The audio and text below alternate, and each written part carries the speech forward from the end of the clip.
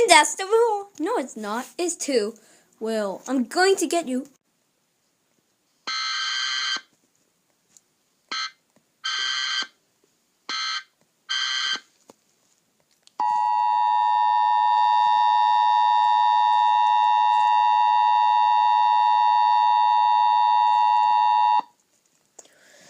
Please stand by for an important message of the National Weather Service.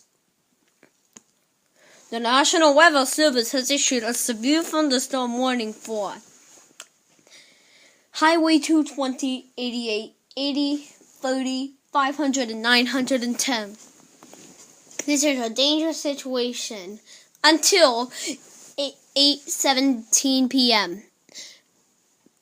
At 5:01 p.m., National Weather Service Doppler indicated a severe thunderstorm capable of producing lightning and damaging winds. Winds coming up to 40 miles per hour. This is a dangerous situation. Do not go outdoors. Lightning is one of nature's number one killers. And this source, radar indicated. And don't forget to stay indoors. Repeat, stay indoors.